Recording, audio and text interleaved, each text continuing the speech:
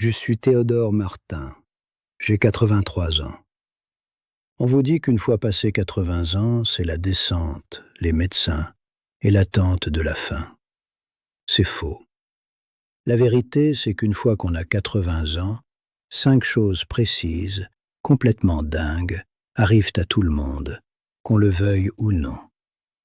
Et moi, je les ai combattues. Je les ai combattues de toutes mes forces. Laissez-moi vous raconter. Voici ma confession, simple et directe.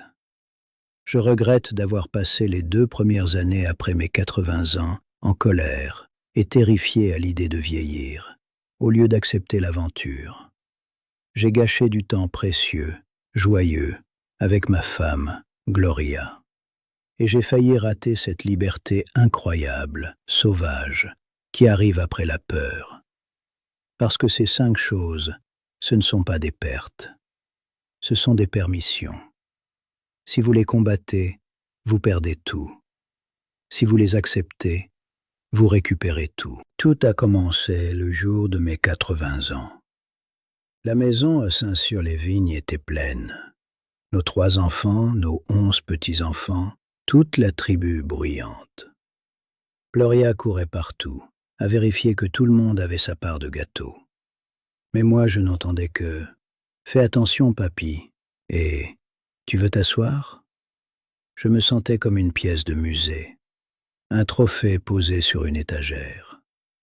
Je suis allé me coucher ce soir-là, pas célébré, mais comme si j'avais été mis à la retraite de ma propre vie. Vous voyez ? Cette sensation ne s'est pas dissipée, elle s'est installée. Et la première preuve est arrivée une semaine plus tard, dans mon allée. Mon petit-fils Lucas réparait la chaîne de son vélo. Je suis allé l'aider. Je me suis baissé pour attraper une clé et mon genou a juste bloqué. Une douleur blanche, brûlante, m'a traversé. Je me suis assis lourdement sur les graviers, humilié, pendant qu'un gamin de 12 ans finissait le boulot. Ça, c'était chose numéro 1. Ton corps devient un partenaire bruyant et peu fiable. Je me suis mis en colère. Le lendemain, j'ai arrêté mon créneau de bénévolat au jardin partagé. J'étais furieux contre mes propres os. Cette colère a fini par tout teinter, sur tout ce que j'aimais. Elle a explosé, quelques mois plus tard, dans mon vieux cabanon. Je fixais mon bateau de pêche, celui que je n'avais pas sorti depuis 2 saisons. Gloria m'a trouvé là. Pratique, comme toujours, elle a dit « Théo, on devrait le vendre. C'est juste un souvenir maintenant. » J'ai eu l'impression qu'elle lisait mon avis de décès. Ça, c'était chose numéro 2. Le monde commence doucement à ranger tes affaires. J'ai claqué « Je suis pas mort !» Je l'ai hurlé. On ne s'est pas parlé pendant toute une journée. Je suis resté enfermé dans cette colère presque 2 ans. Et puis on a reçu l'appel pour Gérard, mon plus vieil ami. À son enterrement, tout le monde parlait de sa retraite paisible. Moi, je connaissais la vérité. Il s'était ennuyé à mourir. Sur le chemin du retour, le silence dans la voiture était tellement lourd. Et là, je l'ai senti, en plein dans la poitrine. Chose numéro 3. Ton groupe d'âge disparaît. Ça se vide, d'un coup. Et j'étais le prochain sur la liste. Une panique glacée m'a pris. Je respirais mal. Et j'ai lâché, comme ça. Je ne veux pas juste attendre. Gloria n'a même pas scié. Elle a juste posé sa main sur la mienne, chaude, stable. Et elle a dit « Alors n'attends pas ». 2 mots, pas de discours. Le lendemain matin, je n'ai demandé la permission à personne. Je n'ai même pas réfléchi.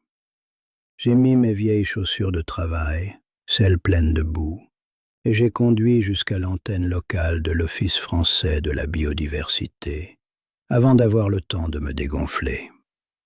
Je suis entré et j'ai demandé le boulot que personne ne voulait. Et c'est comme ça que j'ai découvert la 4e chose. Je me suis inscrit pour surveiller un tronçon de la Loire, près de Roanne, à cause d'espèces invasives.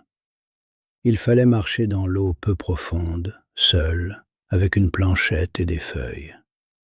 Le jeune derrière le comptoir, un garçon qui s'appelait Matisse, avec son polo de service, a hésité. Il m'a regardé, vraiment regardé, de ma casquette usée à mes chaussures pleines de terre. Je voyais les questions dans ses yeux. Est-ce que c'est prudent? Et s'il tombe? Et puis j'ai vu le déclic. Voilà le secret. Personne n'attend grand-chose d'un homme de 83 ans. Ils se disent, s'il est assez fou pour demander, il est probablement assez capable pour le faire. Ou, s'il ne l'est pas, le risque paraît faible. Et là, sous les néons du bureau, chose numéro 4 m'a frappé. Tu obtiens une liberté étrange, urgente. Ils ont dit oui. Ils m'ont donné un kit, un seau, une pince, un guide plastifié des indésirables du département et une carte de mon tronçon de rive, environ 3 kilomètres. Gloria a levé un sourcil quand je suis rentré avec ça. Elle n'a pas dit « fais attention ». Elle a dit « il te faudra de meilleures chaussettes, l'eau est encore froide ». C'est tout. Elle m'a aidé à retrouver mes vieilles chaussettes en laine, celles de pêche. Alors, 3 mois plus tard, j'y étais, mardi dernier, debout dans la Loire, pas pour pêcher, mais pour compter. Le soleil était là, une petite douceur de printemps, mais je le sentais sur mes épaules. J'avais mes cuissardes, la planchette dans un sac zip sous le bras. Je cherchais des moules tachetés de rouille, une nuisance qui étouffait les espèces locales. Mon boulot, compter chaque coquille dans une section d'environ 30 mètres. C'était répétitif, c'était silencieux. Et il s'est passé un truc complètement ridicule. J'avais de l'eau jusqu'aux genoux, le courant d'eau autour de mes jambes, et je fixais le fond sableux en pointant chaque petite coquille sombre avec un bâton. 17, 18. Un héron cendré, tout en pâte et en patience, est passé si près que j'ai entendu le fouch de ses ailes. Et je me suis mis à rire. Un vrai rire, profond, qui résonnait sur l'eau. Moi, Théodore Martin, ancien agriculteur de Saint-Cyr-les-Vignes, père de 3 enfants, grand-père de 11, debout dans une rivière à compter des moules, comme un gamin en chasse au trésor. Et je vivais une aventure plus vraie, plus concentrée que tout ce que j'avais vécu depuis des années. Il n'y avait pas d'objectif, pas de récolte, pas de prise à exhiber. Juste moi, l'eau et ses moules. C'est là que j'ai compris. Chose numéro 5, jusque dans mes os. Tu vois enfin ce qui compte vraiment. Ce n'était pas ma vieille force pour soulever une botte de foin. Ce n'était pas mon bateau silencieux qui prenait la poussière. Ce n'était même pas le souvenir de Gérard et des autres. C'était le soleil sur ma nuque. C'était le silence absolu, cassé seulement par la Loire et ce héron. C'était le petit clic satisfaisant du compteur dans ma main. Et c'était l'idée que Gloria était à la maison, à Aurillac, probablement en train de désherber ses massifs, à m'attendre pour que je lui raconte mes histoires absurdes de moules autour d'un café. Voilà le trésor. Pas le passé, mais ce moment présent, calme, que j'avais failli jeter à la poubelle en restant si en colère. J'ai fini mon comptage. 43 moules pour mémoire. Et je suis ressorti sur la berge.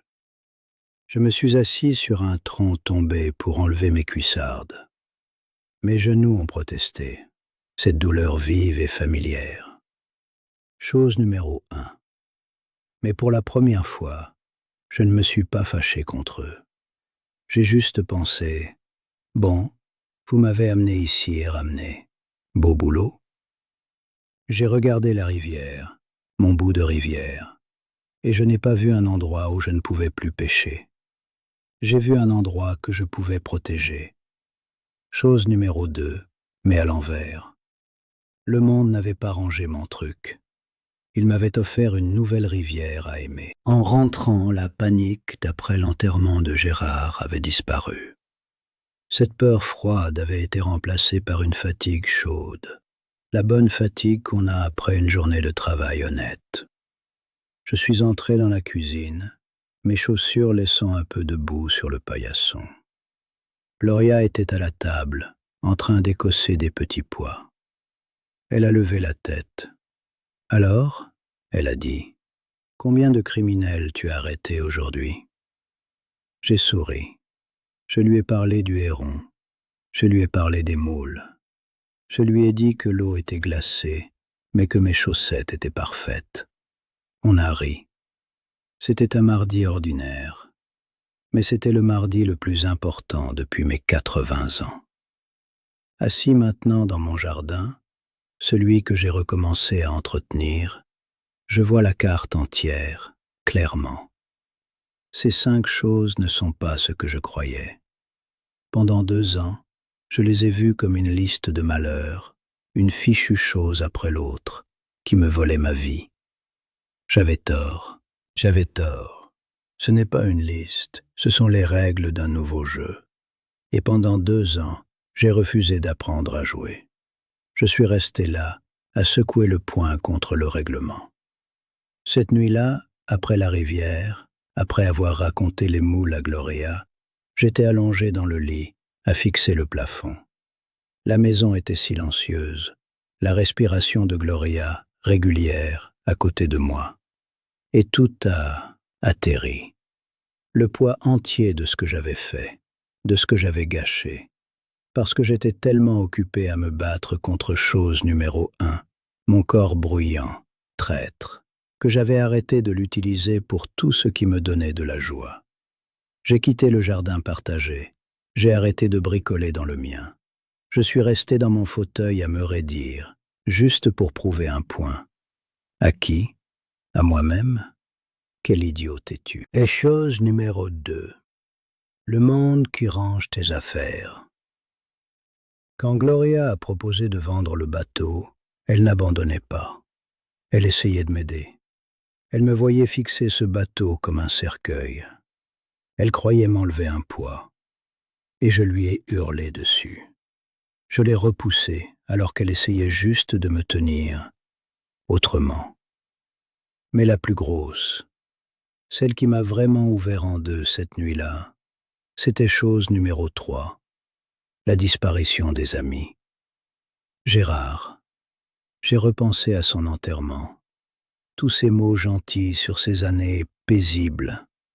Moi, je savais qu'il avait détesté ça. Il me l'avait dit, la dernière fois qu'on avait pris un café ensemble. Il m'avait dit, « Théo, j'ai l'impression que je suis juste en salle d'attente. » Et moi, qu'est-ce que j'ai fait? J'ai hoché la tête. Oui, moi aussi. Je l'ai rejoint dans la salle d'attente. Je me suis redressé dans le lit. Il faisait noir. Gloria a bougé. « Théo, ça va ?» J'ai gâché ça, j'ai dit. Les mots sont sortis tout seuls. Gâché quoi, mon cœur? Le temps, les 2 ans. Après mon anniversaire, après Gérard, j'ai décroché. J'avais tellement peur de devenir comme lui, d'attendre, que j'ai fait exactement pareil. J'ai attendu, mais en colère. Elle est restée silencieuse un moment. Puis elle a dit, « Tu avais peur. » J'étais lâche, j'ai dit, et ma voix s'est cassée. Gérard était mon ami, et au lieu que sa mort me donne envie de vivre plus, ça m'a juste donné plus peur de mourir. Alors je n'ai rien fait. Je nous écoutais 2 ans, Gloria. 2 ans de nous. J'étais tellement occupé à être furieux de vieillir, que j'ai oublié d'être vieux avec toi. Voilà, la confession. La vraie, plus profonde que la rivière, plus profonde que les moules. J'étais devenu un fantôme dans ma propre maison, un fantôme amer, et elle a dû vivre avec ça. Dans le noir, elle a cherché ma main. Tu es là maintenant, et ça a presque empiré les choses. Son pardon, si rapide, si près, ça voulait dire qu'elle portait ce fardeau, qu'elle me portait, moi, depuis tout ce temps, en attendant que je revienne. Pardon, j'ai dit, et j'ai pleuré. Je n'ai pas honte de le dire. J'ai 83 ans, Et j'ai pleuré dans mon lit pour ce temps stupide, têtu, perdu. J'ai pleuré pour le vélo que je n'ai pas réparé avec Lucas, pour les rangs du jardin que je n'ai pas plantés, pour ces trajets silencieux avec Gloria après l'enterrement de Gérard, quand j'étais prisonnier de ma panique au lieu de lui prendre la main. Ce n'était pas une jolie façon de pleurer, c'était moche. C'était du nez qui coule, des épaules qui tremblent, et ce regret profond, douloureux, comme si ça allait me fendre les côtes. Et Gloria, elle a juste tenu ma main. Elle ne m'a pas dit que c'était pas grave. Elle ne m'a pas demandé de me calmer. Elle m'a laissé sentir tout le poids, terrible, de ça. Elle a été mon ancre pendant que je laissais enfin l'orage arriver. Quand je n'avais plus rien, vidé, creux, épuisé, elle a parlé. Sa voix était douce dans le noir. Tu sais ce que j'ai pensé quand tu es rentré avec ton kit pour compter les moules? Quoi? J'ai pensé, le voilà. Voilà mon homme curieux. Je n'avais pas vu cette lueur dans tes yeux depuis longtemps. Pas depuis avant l'anniversaire. Cette lueur quand tu vois une énigme et que tu es obligé de la résoudre. J'ai avalé difficilement. Moi, je l'ai vu dans le cabanon. Quand tu regardais le bateau, je croyais que c'était de la tristesse, peut-être un peu. Mais maintenant, je crois que c'était surtout de la curiosité. Tu te demandais ce qui venait après. Et moi, je t'ai crié dessus parce que tu te le demandais. Tu n'étais pas prêt, elle a dit simplement. Mais je suis prêt maintenant, j'ai dit. Et c'était vrai. La colère était partie. La panique était partie. Il restait juste la douleur du temps perdu et cet espace, clair, grand ouvert, devant moi. Ce n'était pas une salle d'attente. C'était un champ après une grosse pluie. Un peu boueux, peut-être, mais prêt pour quelque chose de nouveau. C'était le vrai point de rupture. Pas sur la berge, à rire, mais dans ma chambre sombre, à pleurer, à sentir enfin le prix. Le prix de m'être battu contre les 3 premières choses. J'avais dépensé toute mon énergie à lutter, et je n'avais plus rien pour vivre. J'avais traité ma vie comme une guerre à gagner, alors que ce n'était qu'une saison à traverser. Une autre saison. Le lendemain matin, j'avais les yeux gonflés, mais je me sentais léger, propre. J'ai fait le petit déjeuner à Gloria. Je n'ai pas fait de grands discours. J'ai juste fait ses œufs comme elle les aime. En mangeant, j'ai dit « Je crois que je vais retourner au jardin partagé. Pas pour le gérer, juste pour bricoler un peu. Peut-être montrer aux gamins la différence entre une mauvaise herbe et une jeune pousse. » Elle a souri. « Ça leur plaira. Et je crois que tu as raison pour le bateau. C'est un souvenir, un bon souvenir. Mais ça prend de la place, là où quelque chose de nouveau pourrait exister. » « Quel genre de nouveau ?» a-t-elle demandé, avec une petite étincelle dans les yeux. « Je ne sais pas encore, » j'ai dit. Et pour la première fois, ça ne me faisait pas peur, ça m'excitait. Ne pas savoir. C'était ça, la liberté.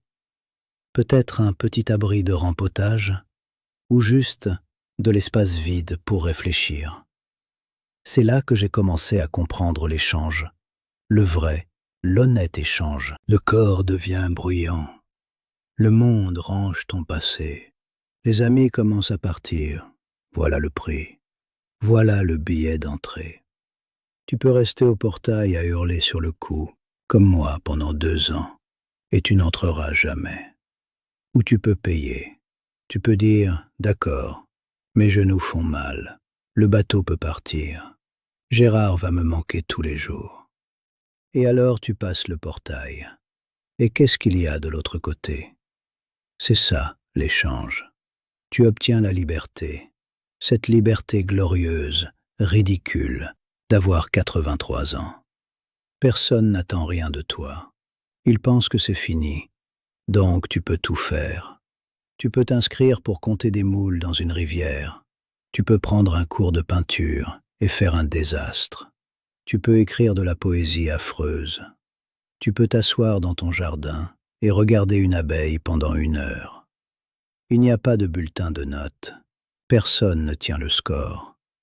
Je n'ai jamais été aussi libre depuis que j'étais gamin, à jouer dans ces mêmes champs. Et avec cette liberté, vient la clarté. Chose numéro 5. Tu vois enfin ce qui compte vraiment. Ce n'est plus les grosses récoltes. C'est le goût de la première tomate du jardin. Ce n'est pas attraper le plus gros poisson. C'est la paix de la berge.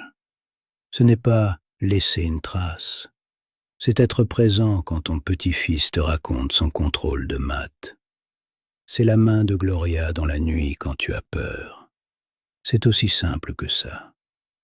J'ai passé 50 ans à penser rendement, prix, à tout faire tourner. Maintenant, mon travail, c'est de remarquer, d'apprécier, d'être là. Alors voilà mon conseil, venant de ce vieux paysan de Saint-Cyr-les-Vignes. Ne gaspillez pas un seul jour à vous battre contre les 3 premières choses. Ne faites pas comme moi. Votre corps va changer. Faites le deuil, puis écoutez ce qu'il peut encore faire, pas ce qu'il ne peut plus. Vos affaires, le bateau, les outils, la grande maison, devront peut-être partir. Remerciez-les pour le service rendu et laissez-leur libérer de la place pour autre chose.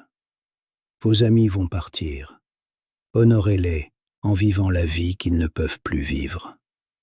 Sentez la douleur, puis utilisez l'amour derrière cette douleur pour alimenter vos journées. Votre travail n'est pas de ralentir, c'est de pivoter, de trouver votre version du comptage de moules. Peut-être que c'est faire du bénévolat dans un refuge, juste pour tenir compagnie aux vieux chiens. Peut-être que c'est apprendre le nom de chaque oiseau qui vient à la mangeoire. Peut-être que c'est écrire toutes les histoires de famille avant qu'elles ne se perdent. Ça n'a pas besoin d'être grand. Ça doit être à vous. Ça doit ressembler à de la curiosité, pas à une obligation. Faites-le avant que la panique n'arrive. Faites-le avant de vous réveiller un jour en réalisant que vous êtes resté 2 ans en salle d'attente. Vous avez du temps. Que vous ayez 80 ans en m'écoutant, ou 75 et que ça vous travaille, ou 65 et que vous commenciez à vous demander. Vous avez le temps de choisir la liberté plutôt que la peur. Moi, j'ai perdu 2 ans. Vous n'êtes pas obligé de perdre une journée. Et ça, là, le fait de vous parler, ça fait partie de ma nouvelle aventure. Cette chaîne permet à des gens comme moi de partager ce qu'on a appris à la dure, pour que vous n'ayez peut-être pas à le vivre pareil. Si cette histoire, mon histoire, vous a touché, si elle vous a fait penser à quelqu'un, ou voir votre vie autrement, alors ça me ferait plaisir que vous vous abonniez. Activez les notifications. Il y a d'autres histoires ici, de toutes sortes de personnes, et il y en aura peut-être une qui changera tout pour vous. Laissez-moi un commentaire. Dites-moi, c'est quoi votre comptage de moules? Quelle petite aventure curieuse vous repoussez depuis trop longtemps? Ou bien, qui est votre Gloria? La personne stable que vous devriez peut-être remercier aujourd'hui. Je les lis. Ça nous relie. Et si ça vous a parlé, mettez un j'aime. Ça aide l'algorithme à montrer ça à quelqu'un d'autre qui en a besoin. Partagez-la aussi. À ce copain qui vient d'avoir 75 ans et qui commence à flipper. À ce parent qui parle de lui-même comme s'il était déjà parti. Ils doivent savoir que ces 5 choses ne sont pas la fin. C'est le début d'un jeu différent, plus calme, mais profondément beau. Peut-être que vous avez une histoire, vous aussi. Une leçon apprise en vivant. Il y a un formulaire dans la description pour l'envoyer. Votre histoire peut être celle qui aide quelqu'un à trouver son chemin. Je n'aurais jamais cru raconter la mienne. Et pourtant, me voilà. Un livre qui m'a aidé quand j'étais en plein dans la colère, c'est Le don des années de Johann Chittister. Ce n'est pas un livre sur le fait de disparaître. C'est un livre sur une autre manière d'entrer dans la lumière. Je mettrai le lien en description si ça vous tente. Ne laissez pas la peur voler votre aventure. Et 5 choses arrivent à tout le monde. Vous ne pouvez pas les arrêter. Mais vous pouvez choisir ce que vous en faites. Moi, j'ai choisi, enfin, de planter un nouveau champ, avec le temps qu'il me reste. C'est un bon champ. Il y a de la place pour des genoux grinçants, des souvenirs, des matins tranquilles avec Gloria, et même quelques moules ridicules.